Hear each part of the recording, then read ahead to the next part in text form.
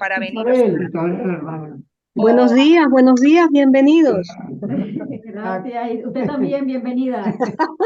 bienvenida tú. Un gusto verte, hermanita Isabel. Un gusto verte. Feliz sábado, hermano. Hoy tenemos, hermana, la compañía de una invitada de 90 años, la mamá de la hermana Raquel. Así que José Buenos días, amiga. Buenos días. ha quedado en segundo lugar, José Antonio. Me siento joven. Le han ganado. El increído, es el increído. Sí, porque... ¿Qué tal, hermanita Isabel? ¿Cómo pasaste la semana? ¿Bien? Agitada, Sí, como... Sí, como todos. como siempre, hay que hacer. Ay, Haciendo cositas. es que Ahora, vienen los nietos y entonces es una cosa, trabajo. Isabel Está está. haciendo frío por acá. Vale. ya. Tenemos otro invitado, el hermano Walter. Hermano Walter, ¿tú nos escuchas? Hermanito Walter, bienvenido. Gracias. Bienvenido. Que el Señor te bendiga. Feliz sábado. Igualmente para todos ustedes que están ahí. Feliz sábado. Feliz sábado, sábado, feliz sábado. hermano. Usted. Bueno, allá son las 7 de la mañana, ¿verdad? Aproximadamente. Las 6. Las 6. Ya, perfecto. Las 6. Bueno, sí. Cinco. Un poquito de madrugada. Sí. 5 horas, sí. Eh, Temprano. Gracias por estar otra vez. Feliz sábado y que el Señor te bendiga a ti y a toda tu familia, hermano Walter. Bienvenido eres. Gracias. Bienvenido. Comento un poquito al hermano Walter, a los hermanos, es de Argentina. Hace una semana y media, aproximadamente una semana, nos hemos conocido por WhatsApp. Tiene mucho deseo de salir de las ciudades. Se contactó conmigo. No sé dónde sacó mi nombre, mi número, pero me llamó por mi nombre y me despertó curiosidad y lo llamé enseguida. Está muy entusiasmado con la idea de poder obedecer el consejo del Señor de salir de la ciudad. Así que, hermano Walter, esperamos que pronto podamos reunirnos como quedamos la vez pasada, ¿te acuerdas? Para que podamos formar de nuevo un grupo en Argentina y que allí haya siervos y siervas que quieran servir al Señor. Bueno, Sí. ahí está. Yo ahora estoy por acá por San Luis. Me vine al campo, a la montaña. En San Luis. En San Luis, sí. Mira tú. Qué bien. Estoy visitando a mi hija. Ya. Qué bien. Me contaste el grupo que están allá. Sí. Hay un grupo acá y estoy visitándola Qué y lindo. viendo a ver Qué lindo, qué lindo. cómo es el ambiente, cómo están. Y bueno, ayer estuve justamente visitando a una familia, preguntándole, ¿no? ¿Qué sienten, qué les motivó salir? Claro. Y bueno, y sí, me comentaban, todo fue a raíz de la pandemia. La gran mayoría de personas que están acá, fue todo... ¿Eh? Salito, no se ve nada. Salí afuera, no se ve nada. Yo voy a escribir Eh, acá porque estoy contestando un... Entonces sí, nos estaba contando el hermano Walter, el comento hermana Raquel es un hermano de Argentina que nos contactó hace como una semana para poder informarse sobre la salida de la ciudad. Estuvimos hablando por WhatsApp casi 2 horas. Se nos fue sin querer, estuvimos hablando 1 hora 50. Largo y tendido sobre los temas, su experiencia, adventista, y con mucho deseo de servir al Señor. Sabemos que se vienen tiempos muy, muy difíciles. Estamos, pero se vienen peores. Y el Señor quiere que nos preparemos de la mejor manera que Él considera, nuestro Dios considera, que es obedeciendo su palabra. amén. Nosotros tenemos que avanzar por fe. Hay cosas que no comprendemos, hay cosas que no comprenderemos tampoco, pero tenemos que creer en el Señor. Y el Señor nos irá abriendo paso a medida que nosotros vayamos avanzando. Si no avanzamos, el Señor no se va a manifestar en nuestra vida. Solo aquellos que hayan desarrollado una experiencia de fe y de confianza en el Señor, sin temor a las consecuencias, son los que podrán cumplir el designio del Todopoderoso al final del tiempo de obtener una consagración completa. Hay varios casos en la Biblia muy emblemáticos. Me gusta mucho el caso de la salida de Egipto y la experiencia de la apostasía de Cades Barnea y el resultado de Josué y Caleb. Ellos tenían una confianza en Dios cuando todo parecía en contra. Después de esos 40 días de espionaje a la Canaán y volvieron atemorizados. Los otros 10, un hombre representaba a cada tribu, y cuando dieron el informe a Moisés, ellos dijeron, no, no se puede. Son tremendos gigantes ahí, guerreros, nosotros ni armas tenemos. Y no vamos a exponer a nuestros niños, a nuestros hijos, a esos carniceros que lo único que saben es matar. Y ellos dijeron, el Señor hasta aquí nos ha ayudado. Confiemos, avancemos. Y solamente Josué y Caleb. Y Dios escuchaba. Después le dijo a Moisés, yo escuché que mis siervos, Josué y Caleb, se mantuvieron de mi parte. Cuando visiblemente todo el entorno era adverso. Y era verdad, era muy adverso.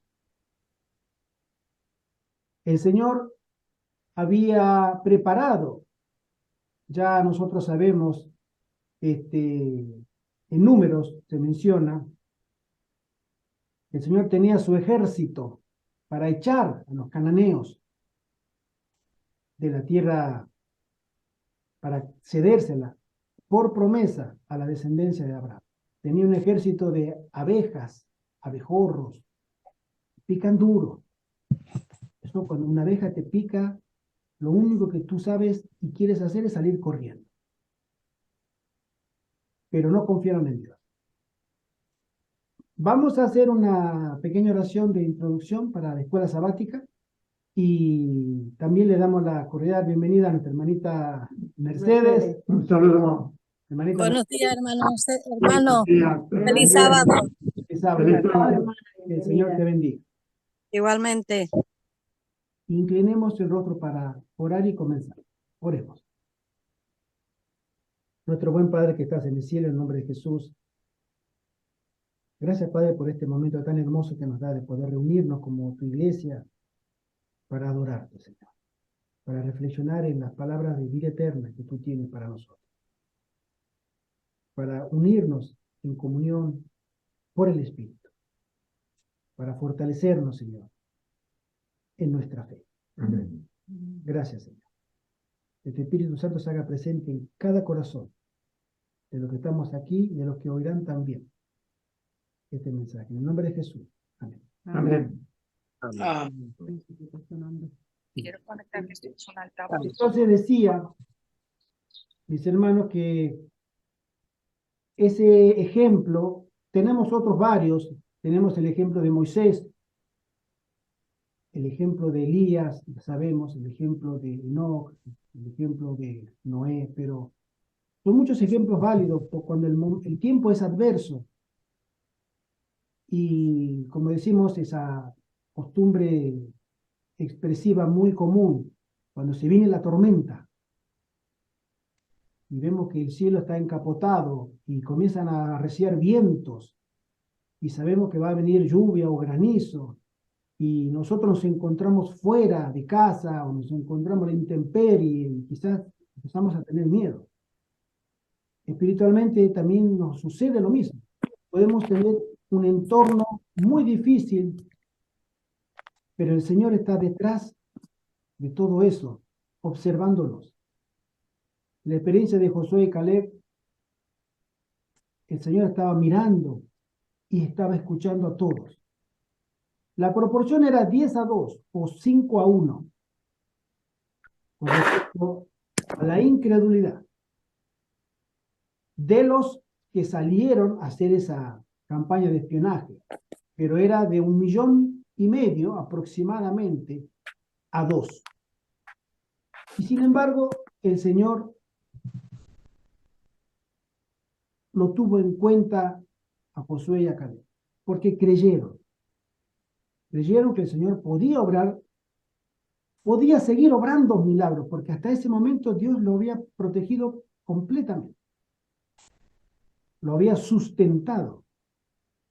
Bueno, ahora, en esta década, que ya vamos por el tercer año, esta década que se asoma con nubarrones, cielo negro, y están arreciando vientos de toda índole, el Señor también nos está diciendo que nos mantengamos firmes, seamos valientes, creamos en Él. También nos dice, como le dijo a Josué, capítulo 1, versos 7, 8 y 9, que no nos apartemos de su palabra, que nos mantengamos fieles, que meditemos en su palabra día y noche, que seamos valientes. Esas son las características de un guerrero. Y si nosotros creemos que no vamos a tener una lucha espiritual, estamos muy equivocados. Vamos a tener una guerra espiritual, guerra de ideas, de principios. ¿Tú tienes razón o no tienes razón? ¿Tú estás de parte de lo políticamente correcto o no estás de parte de lo políticamente correcto? Y ahí es que el Señor va a levantar a los suyos para que comiencen a expresar y defender los principios que defiende su palabra, que son los principios de vida eterna, los principios del carácter de Dios, las normas de convivencia de Dios. Siempre la hemos creído, hemos convivido nosotros, que ya somos de la generación 50 para arriba o 40 para arriba, cuando nos hablaban de que un hombre y un hombre se podían casar, no era bien visto. Hoy no solamente es bien visto, sino que es defendido y promovido por la ley. Entre otros ejemplos. Esos dos paradigmas o conceptos de convivencia van a entrar en mayor pugna, mayor choque a medida que pase el tiempo, entre otros. Y Dios va a levantar en su momento a personas que comiencen a hablar en voz alta. Y les puedo asegurar, mis queridos hermanos, que para levantarse y hablar en voz alta en medio de la oposición, en términos espirituales, no es fácil. No es fácil. Vamos a comenzar a hacer un repaso de la escuela sabática. Tenemos una linda lección y a las 11, a las 12 viene el pastor Contreras de Estados Unidos, ya él está madrugando también. Así que hoy tenemos una lección muy linda, un trimestre muy interesante. El trimestre que nos habla de nuestra esencia y de nuestra naturaleza, nuestra razón de ser, el mensaje de los 3 ángeles. Hay una sola iglesia en el mundo, mis queridos hermanos, una sola iglesia en el mundo que le presta atención a estos versículos bíblicos del libro de Apocalipsis. No hay 2 iglesias, no hay 3, no hay 5. Todos le prestan atención a los evangelios, a las cartas de Pablo y ciertas partes del Apocalipsis. Pero el Apocalipsis capítulo 14, del 6 al 12, solamente la iglesia adventista. Es un mensaje profético, un mensaje que tiene que darse previo a la segunda venida de Cristo. Hay un juicio, hay una advertencia y hay un castigo y una recompensa. La lección se llama un momento del destino. ¿Sí? Apocalipsis 14, verso 14 al 15, el versículo para memorizar, dice: entonces miré y vi una nube blanca, y sobre la nube a uno sentado semejante al Hijo del Hombre, con una corona de oro en su cabeza, y en su mano una hoz aguda, y del santuario salió otro ángel y clamó a gran voz al que estaba sentado sobre la nube: toma tu hoz y ciega, porque ha llegado la hora de cegar, y la mies de la tierra está madura. El mensaje de los 3 ángeles es el último aviso de misericordia de Jesús, un llamado que nos saca de nuestra propia justicia y nos lleva a confiar en la justicia de Jesús, nos dice el segundo párrafo. Si hay un mensaje que te va a poner a ti delante de Dios en tu correcto lugar, es este mensaje de los 3 años. Tú necesitas a Jesús. Todo lo tuyo y lo que digas, hagas, lo que practiques, para Dios no sirve. Necesitamos ser investidos con una vida y una justicia que nosotros no tenemos. No la podemos tener. Nunca la tendremos. Pero Jesús ha provisto que podamos tenerla si lo aceptamos a Él. Nosotros necesitamos entender que nuestra justicia es inválida para el cielo. Que lo que pensamos que somos y hacemos bien para Dios no sirve. Si es que queremos ganar la gracia de Dios. Sin embargo, dice, como siempre debemos elegir a Cristo, rendirnos a Él y serle obedientes. Y las decisiones que tomemos ahora sin duda afectarán las decisiones que tomaremos en la crisis final que tenemos por delante. Ahora es el tiempo de prepararse.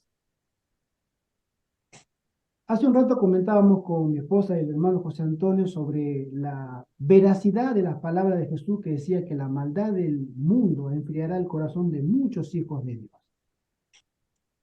Y nosotros lo vemos a diario en las iglesias, no solamente en la iglesia adventista, ni en las iglesias en general. La mundanalidad está tomando características demasiado grandes. Pero aún así, el Señor nos sigue llamando. Nos sigue llamando para que podamos ponernos en los brazos del Señor para lo que viene. Es una escuela sabática, pueden opinar, pueden hablar, el que quiera, por supuesto. El día domingo dice, es poco probable que alguien que constantemente toma decisiones equivocadas en su vida ahora, de repente en la crisis final, se incline por el bando de Jesús, especialmente cuando la fuerza de todo el mundo impío está en su contra. Es lo que hablamos. Es la falsa creencia que nosotros a veces tenemos, o nuestra falsa percepción de la realidad, es que cuando vengan los problemas, nosotros fácilmente nos vamos a poner del lado de Dios. Cuando estudiaba en el colegio adventista en la década del 80 en Argentina, tenía un compañero de clases, Claudio me acuerdo su nombre, que él hacía mucha mofa de estas situaciones, y él decía, como nosotros los argentinos somos muy amantes del fútbol y usamos mucho la jerga, él decía, yo me voy a cambiar de camiseta en el momento que quiera. Ahora me quedo como estoy, pero cuando venga la ley dominical, me cambio de camiseta y juego en el bando de los consagrados. Normalmente es un pensamiento generalizado, pero la Biblia nos dice que no va a ser así y los testimonios lo confirman. Si tú quieres pertenecer a la iglesia de Dios, pero tú crees que puedes jugar con Dios o con tu suerte, el enemigo te ha hipnotizado y te está engañando. Ahora, hoy y todos los días, dice el día domingo, debemos decidir ser fieles a Cristo y a sus mandamientos. Juan escribió, en esto consiste el amor de Dios, en que guardemos sus mandamientos. Y la sierva del Señor escribió, Jesús no cambia el carácter en su venida. La obra de transformación debe hacerse ahora. Nuestra vida diaria determina nuestro destino. Tu día a día está escribiendo tu destino eterno. No una decisión de miedo o de conveniencia al final de la historia. Si tú decides cambiar pidiendo fuerza y gracia al cielo por medio del Espíritu Santo, para que tu vida se vea un cambio para la gloria de Dios. El Señor te va a dar esa gracia, pero tiene que ser constante. Es ahí donde el enemigo no puede hacer nada contra ti, porque tú tienes una conexión con el cielo. Y esa conexión con el cielo se fortalece día a día. Pero si tú juegas con la suerte o con tu mala percepción de lo que el cielo piensa de este conflicto, el enemigo te lleva mucha ventaja, muchísima. El día lunes, voy a pasar el día martes, porque el día martes quería comentar, que dice así, el juicio celestial. Por favor, leamos Apocalipsis capítulo 14. Lo leo. Sí. Dice así: miré y he aquí una nube blanca, y sobre la nube uno sentado semejante al Hijo del Hombre, que tenía en la cabeza una corona de oro y en la mano una hoz aguda. Amén. Cuando Jesús ascendió al cielo, en Hechos 1:9, Lucas registra que mientras los discípulos estaban de pie mirando al cielo, Jesús fue elevado a la vista de ellos, y una nube lo ocultó de sus ojos. Jesús ascendió en una nube de ángeles y volverá con una nube de ángeles. Esta similitud nos da a entender que la segunda venida de Jesús en absoluto será ninguna venida en sentido espiritual, sino real y física. No va a ser una segunda venida mística ni simbólica, sino como los mismos ángeles dijeron, así como Él sube ahora, que subió en cuerpo irreal, así vendrá, pero con vestiduras de gala y de venganza. En ese entonces los ángeles declararon a los discípulos asombrados en Hechos 1:11, este mismo Jesús, que ha sido llevado de ustedes al cielo, volverá del mismo modo en que los han visto subir.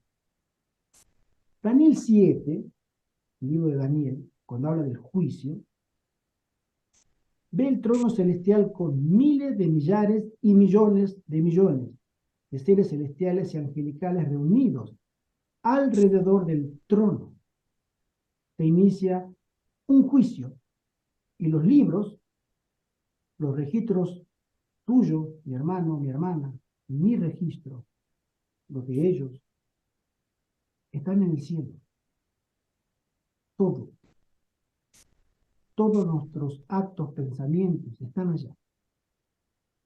Y a veces me hace meditar muy profundamente que dentro de poco tiempo el nombre de este servidor estará delante de Jesús.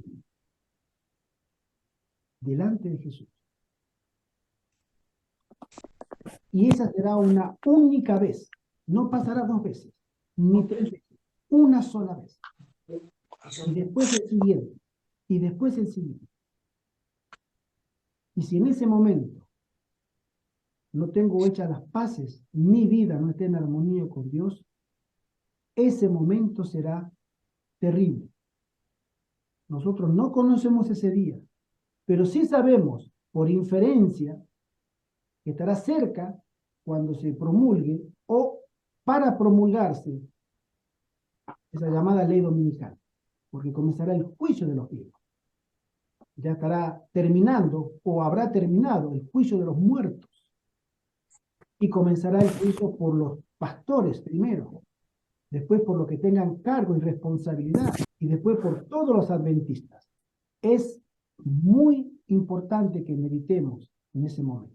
En Daniel 7, 13 y 14, el Hijo del Hombre se acerca al anciano de días, el Padre, y recibe su reino eterno. El juicio revela ante todo el universo que el Padre, el Hijo y el Espíritu Santo han hecho todo lo posible para salvar a toda la humanidad.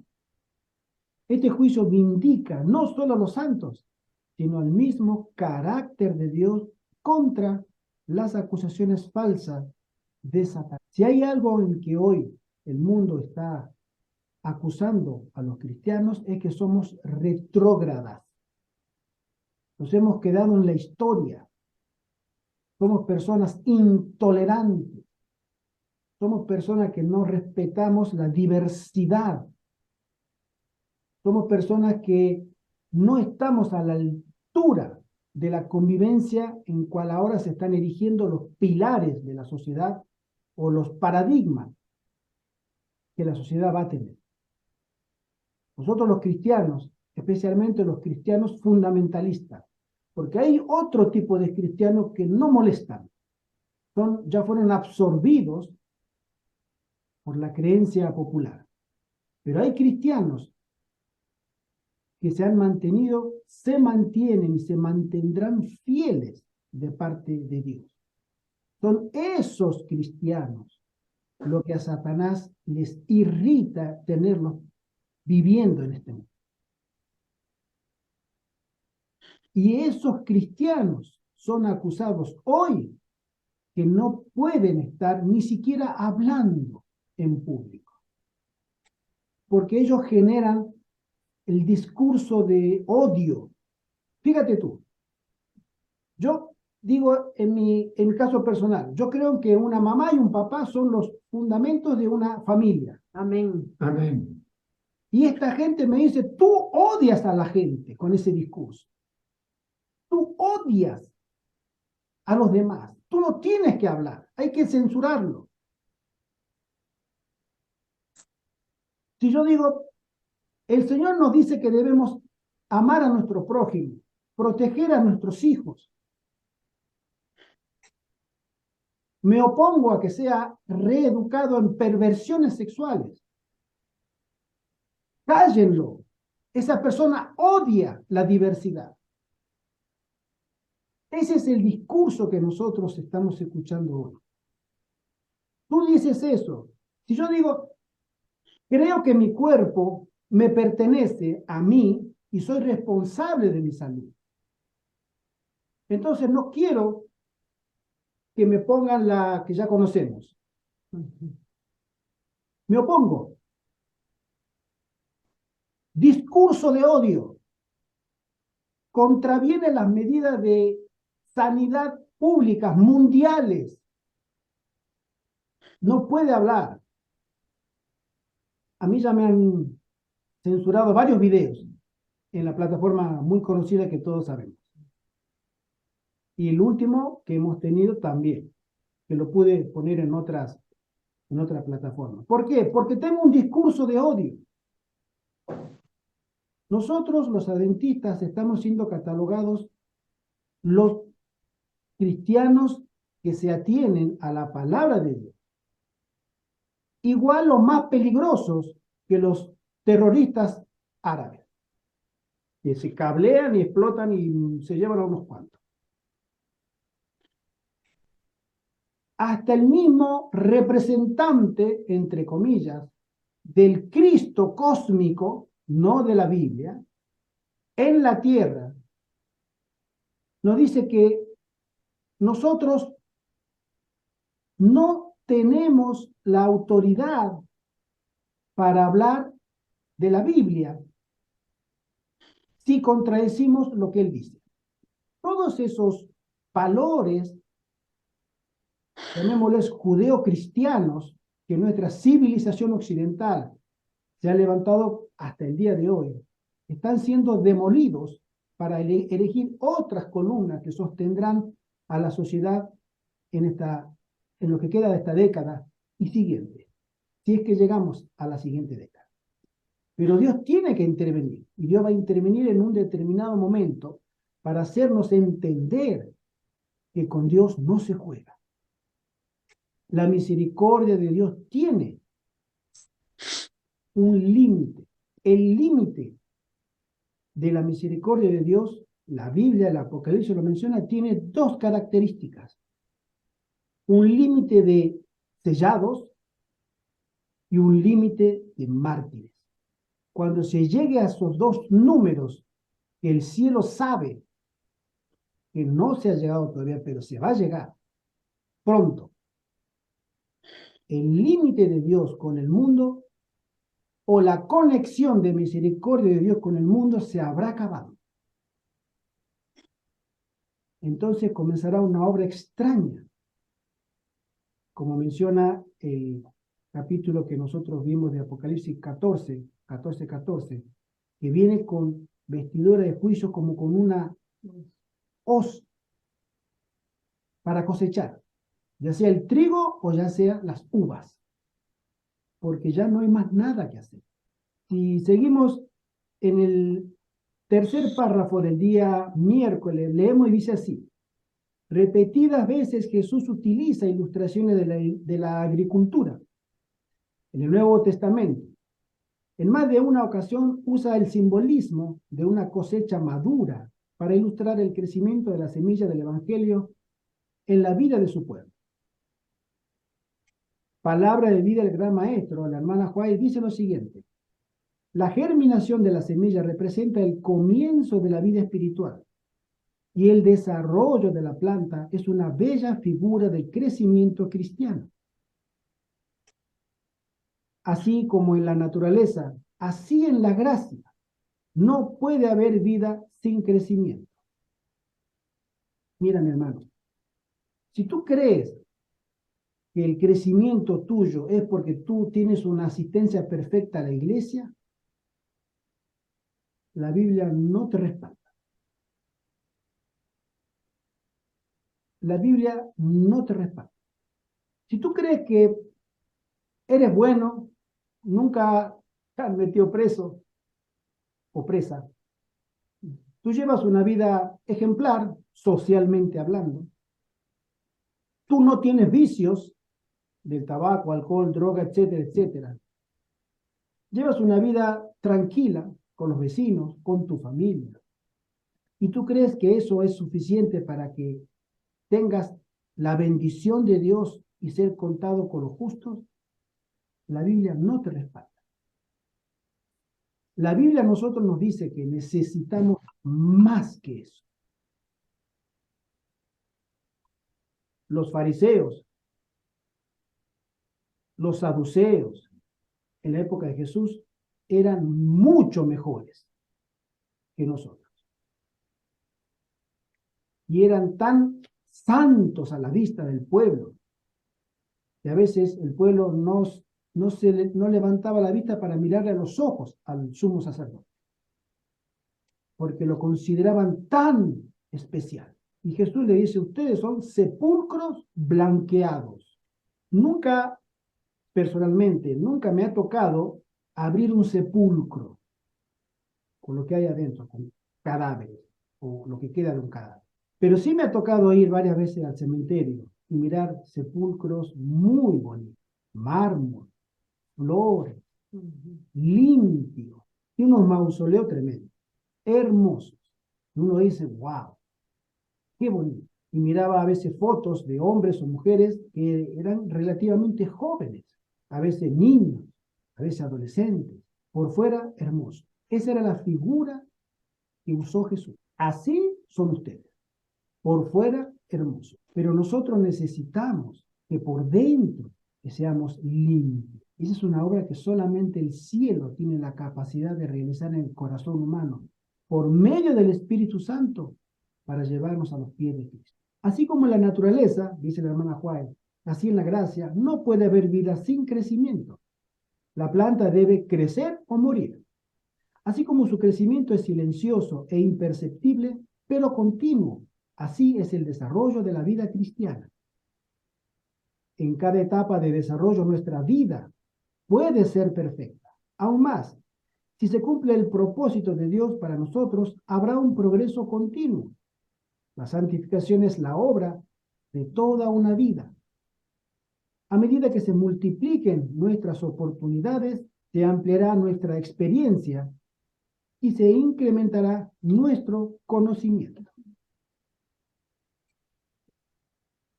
Hay una pregunta linda en la escuela sabática, creo que está, sí, la última del mismo día, miércoles, que dice así: ¿cómo entiende la declaración de Elena de White de que, abro comillas, en cada etapa de desarrollo nuestra vida puede ser perfecta? ¿Qué significa eso, especialmente cuando podemos ver nuestras fallas y caracteres defectuosos ahora? Es decir, en el desarrollo de nuestra vida, podemos llegar a ser perfectos tomando la analogía de una planta o, por ejemplo, nosotros mismos con nuestros hijos, los que hemos sido papás, hemos visto el desarrollo de nuestros hijos desde bebé hasta ya si son adultos, ¿no? Yo le puedo preguntar a la hermana Isabel, a la hermana Mercedes, a la hermana Raquel, al hermano Walter, a este seguidor que también es papá. Si nosotros vemos a un bebé de 3 meses, hermoso, unos cachetes así rosados. Yo todavía tengo cachetes, así que me quedan de cuando era bebé. Saludable. Y el bebé, uno dice, es precioso tu hijo. Un bebé que realmente es bello. ¿Podemos considerar que es perfecto? La raza humana, nosotros hablamos, caminamos, pensamos. Ese bebé no camina, no habla, no piensa, es perfecto. En su etapa de desarrollo, sí. Cuando el bebé comienza a dejar ese bebé, ya pasa a ser niño, comienza a caminar, comienza a decir sus primeras palabras, especialmente la primera palabra es mamá, y comienza a tener ya participación, ¿no? Comienza a experimentar, observa, descubre, toma cosas con sus manitas, sabe que puede manejar sus manos y puede aprender, tomar cosas. ¿Podemos decir que es perfecto? En su etapa de desarrollo es perfecto, porque va siguiendo un desarrollo armonioso, aunque todavía no tenga otras propiedades que pueda desarrollar. No puede no puede escribir, no puede mantener una conversación. Pero sin embargo, en su etapa de desarrollo es perfecto. Cuando el niño ya va a la escuela y comienza a escribir, y los papás le revisan la tarea y le dicen, a ver, ¿qué te dijo la maestra? Mamá, la maestra me dijo que tal y tal y tal y tal. Ya puede interactuar, ya puede jugar, puede sentarse a la mesa solo, no hay que ayudarlo, puede comer solo, pero es perfecto. En su etapa de desarrollo es perfecto, aunque todavía no puede resolver problemas, no puede trabajar, por ejemplo. Pero en la vida espiritual nosotros tenemos ese crecimiento para Dios. Si nosotros nos mantenemos en un crecimiento espiritual armonioso, el Señor puede llegar a cumplir en nuestra vida sus designios. Porque el Señor nos conoce como raza pecadora, con nuestros límites, pero que queremos servirlo a Él. Hay personas que se han bautizado, hay personas que han conocido a Cristo, públicamente han declarado que desean seguir las huellas de su Maestro, nuestro Señor Jesucristo, públicamente. Y pasa 1 año, 2 años, 3, 5 años, y han quedado estancados en ese día. No se ve crecimiento espiritual. No ven que su crecimiento o comprensión de los oráculos de Dios, de las verdades de Dios en su vida no han aparecido. Cuando nosotros sabemos, por ejemplo, que un niño no habla a los 3, 4 años, normalmente lo llevamos al médico, porque ya tendría que estar comenzando a dar sus primeras palabras. Y a veces el médico nos dice, o el pediatra, déjelo un poquito más y ya va a empezar a hablar, pero ya tiene 4 años y no sabe decir una sola palabra. Entonces ya hay una disfuncionalidad. Conozco a un niño, un sobrino, que no hablaba nada hasta los 5 años. Ya iba a jardín de infantes, a lo que es la escuelita de los niños, para jugar, y no hablaba nada. No hablaba nada, no decía nada. él hacía sonido gutural. Y sin embargo, después de el pediatra le dijo a la mamá, déjelo, va a empezar a hablar solo. A los 6 años era una ametralladora de palabras. Hablaba hasta por los codos. Había que callarlo. A veces nosotros creemos que el Señor nos trata exactamente como nosotros tratamos a nuestros hijos. Y en cierta manera es cierto, pero el Señor nos ve a nosotros como lo que podríamos llegar a ser en sus manos y no lo que somos hoy. Por eso la perfección cristiana está centrada en el único modelo que es Cristo. Amén. Amén. Si tú crees que puedes llegar a ser perfectos, tú tienes que llegar a ser a la altura de Cristo en tu contexto, en tu lugar, en tu esfera. Por eso el Señor prepara un ejército de hombres y mujeres que puedan estar preparados para dar razón y cuenta de su fe, como Cristo dio razón y cuenta del carácter del Padre en el peor de los momentos. Cuando fue apresado, fue crucificado, él dio testimonio y todo su ministerio dio testimonio constante de que el Padre lo había enviado a hacer una obra, de que él tenía que revelar el carácter del Padre. Y nosotros estamos llamados a seguir ese ejemplo. El día jueves leemos y dice así en el segundo párrafo. Y del altar salió aún otro ángel que tenía poder sobre el fuego. Este es el ángel que manda los fuegos del juicio final de Dios. La cosecha está madura. El pecado llegó a su límite. La rebelión ha cruzado la línea de la misericordia de Dios. Aunque ha habido cosas muy malvadas y perversas, van a empeorar aún más antes de que todo termine. Un Dios amoroso ha hecho todo lo posible por nosotros, que incluía ofrecerse a sí mismo en la cruz como sacrificio por nuestros pecados. ¿Qué más podría haber hecho Dios más allá de esa cruz? No hay nada más que la gracia pueda hacer para redimir a quienes han rechazado repetidamente al Espíritu Santo. Este es el urgente mensaje profético de Apocalipsis 14. Todas las semillas han dado fruto. El grano está completamente maduro y las uvas están completamente maduras. El grano de trigo, los siervos del Altísimo, han desarrollado el fruto que se esperaba de ellos. No fueron cizañas parecidos al trigo, no, fueron trigo, y trigo que dio fruto de trigo, y son guardados para el granero celestial.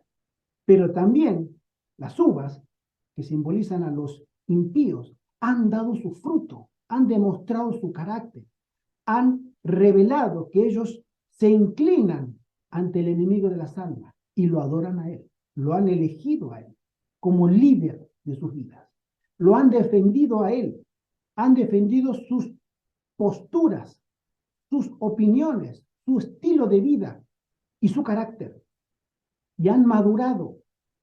Ya no hay forma de hacerlos retroceder. Los dos se han madurado, los dos grupos. Yo quería anotar Sí. algo, sí. Pero a mí me parece que en la actualidad las uvas ensangrentadas, esas que son las que representan al bando enemigo, digámoslo así, ya está completamente listo. Me da la impresión, pues, y que el grano todavía no. Yo creo que personalmente, ¿no? Nosotros, nuestra última etapa de maduración nos la va a dar la persecución. Esa va a ser prácticamente la última revisión que el segador va a decir, esto ya está para cegar. Ya se puede, ¿por qué? Porque ya está maduro. Pero la persecución en nosotros va a producir un eterno peso de gloria. O sea, una maduración. Una maduración final, lista para la cosecha. Igualmente, Perdón. los perseguidores van a madurar su carácter. Los perseguidores van a madurar, persiguiéndonos a nosotros, para que podamos ver quién es quién en el conflicto. Hermano Walter. Sí, siempre, siempre se ha visto en los últimos momentos en el cual ese gran sacudón, como en la vida de Jesús, ¿no? Eh, el llevarlo prisionero sacudió a todos los discípulos, ¿no? Zarandeó a todos. Así. También vemos en el gran chasco, ¿no? Por ahí todos hoy en día tenemos una idea, estamos creyendo de que puede ser así. Por eso también divisiones de muchas, dentro de la iglesia, de muchos grupos, ¿no? Con diferentes doctrinas ya formadas. Entonces, todas esas personas, creo yo, que pueden haber muchas personas que realmente están fieles, pero bueno, se han dejado llevar por algunas otras doctrinas. En el sacudón que llegue a ver, pienso de que Dios le va a dar la oportunidad de volver. Sí, Amén. creo que todos tenemos, hasta que no pase nuestro nombre, no lo sabemos de ninguna manera viable o confiable de certificar que mi nombre ha pasado o todavía no ha pasado. No, a nosotros no se nos da eso, pero sí lo sabremos porque el Espíritu Santo nos lo dirá. Sigo leyendo, dice así: el grano está completamente maduro y las uvas están completamente maduras. El pueblo de Dios revela su imagen de gracia, compasión, misericordia y amor ante el universo. Los hijos del maligno revelan codicia, lujuria, celos y odio. El carácter de Jesús se revela en un grupo y el carácter de Satanás en el otro. Ahí es donde estarán maduros los dos grupos antagónicos, opuestos, pero que estarán maduros para el cielo, para que nosotros tengamos confianza de que los juicios de Dios que vienen después son realmente justos.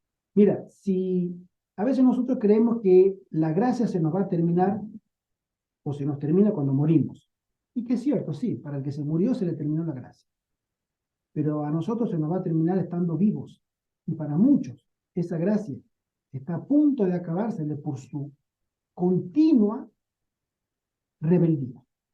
No oposición. Oposición es una cosa y rebeldía es otra. La oposición, yo puedo no estar de acuerdo contigo, pero lo que sí hace a la rebeldía es que ya lucho contra Dios. Me alisto en el bando enemigo de Satanás y voy a luchar contra. Ya no soy neutral. En la oposición puedo mantener una neutralidad. No estoy ni a favor ni en contra, que tampoco es aconsejable, pero la rebeldía es peor, porque en la rebeldía se conoce ya el camino de solo ida, no hay retorno. Satanás en el cielo cruzó la línea de la rebeldía y ya no había para él perdón. Cuando había sido llamado tantas veces a que no continuara, no continuara y no continuara, que cuando fue expulsado, lo sabemos en primeros escritos, la hermana Joy vio esa visión. Satanás pidió una entrevista personal con Jesús, le pidió perdón y le pidió, dijo, yo ocuparé el puesto, no el de antes, el que tú me des, pero quiero regresar. Y Jesús le dijo con lágrimas, no, porque tu corazón ya está rebelde. O sea, Satanás mismo no sabía que él había cruzado tantas líneas rojas, pero el cielo sí. Y el cielo le dijo, tú al cielo no regresas. En la historia de los hombres va a suceder lo mismo. Nosotros creeremos que todavía contamos con la posibilidad de la misericordia de Dios, pero el cielo nos dirá, no. Tú has luchado contra Dios tanto que tu corazón ya está rebelde. Esa historia se tiene que repetir. Dice así, el universo verá en el pueblo de Dios una revelación de justicia que tal vez ninguna generación anterior haya presenciado. En contraste con la justicia de Cristo revelada en su pueblo, el universo verá los resultados completos de la rebelión contra Dios. Estamos por llegar a un clímax de contención espiritual nunca visto antes.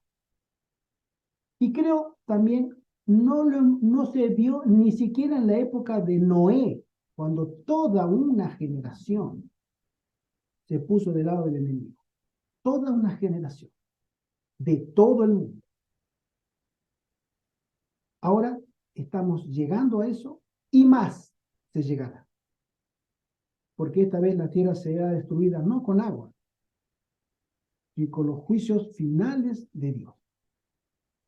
Tú eliges ahora estar con un grupo o con otro.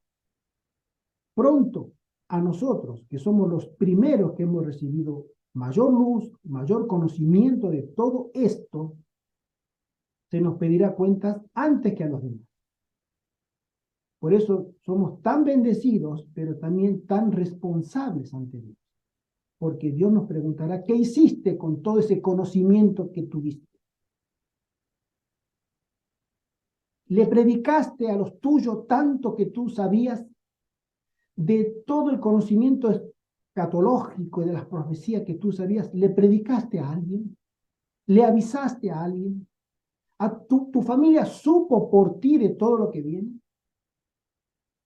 En tu trabajo, ¿has hecho obra misionera? ¿Te has preocupado por las almas? Porque tú sabías, ellos no sabían. Yo arreglaré cuenta con ellos después, pero tú sabías. ¿Qué has hecho? Por eso el Señor nos llama a nosotros a prepararnos cabalmente en una santa consagración, reclamando la justicia y los méritos de Cristo, que yo no los tengo, pero que Él me los puede aplicar a mi vida, sobre mi nombre en el libro de la vida, para que el Señor haga una obra de transformación. Sí, hermano José Antonio. Hermanos y hermanas, estamos hablando del mensaje fundamental de la Iglesia Adventista, el tiempo del fin. El mensaje de los 3 ángeles, que significa tomar una posición radical a favor de Dios y que se resume en una palabra, el sábado. La Iglesia Adventista nació para esto. Y en este momento estamos predicando el mensaje que tenemos que hacer nosotros, que estamos haciendo ahora a través del hermano Gerardo. Anunciar que estamos en el tiempo del fin, en el tiempo del juicio, y que el sábado, una cosa tan sencilla, pero el sábado resume todo. Dios es el creador. Dios se merece toda nuestra vida, toda nuestra adoración. Amén. Amén. Y que Dios va a juzgar si tú te has puesto del lado de Dios o del enemigo. Hermanos, este es el mensaje, y de los 3 ángeles, el último, el tercer ángel, el sábado, hermanos. Adoremos al Señor en este santo día. Amén. Amén. Amén. Para ir ya terminando, vamos en el segundo párrafo del día viernes, que dice así la lección. En forma sutil e imperceptible, casi inadvertida al principio, nuestro carácter y nuestra personalidad cambian según las semillas que estamos sembrando en nuestra mente. Siembra buenas semillas y producirás buenos frutos.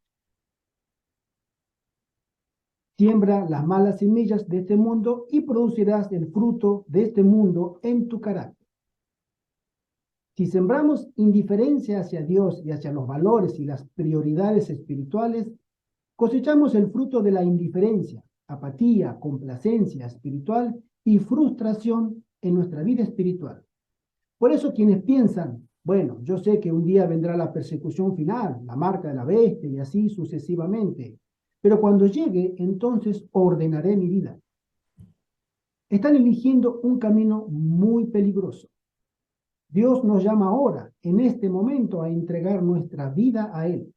Cuanto más tardes en responder al Espíritu Santo, el alma se volverá cada vez más dura a los impulsos de Dios y más susceptible a caer en las mentiras del maligno y a creer en ellas. Hoy, mi querido hermano, mi querida hermana, Es el tiempo de hacer las paces con Dios. No importa tu contexto familiar y todas las áreas de tu vida. Tú tienes que dar cuenta, como nosotros, delante de Dios. Y tú no te imaginas ponerse en el servicio de las manos del Señor para que Él moldee como una vasija tu carácter, para que tú seas bendición y bendición a los demás. Esa es la obra que se nos promete a nosotros que el Espíritu Santo puede hacer. Llevarnos a los pies de Cristo, producir los frutos del Espíritu, para que seamos vasijas de honra en las manos del Señor. Amén. Que el Amén. Señor te bendiga, que el Señor te guarde y te prospere siempre. Amén. Amén.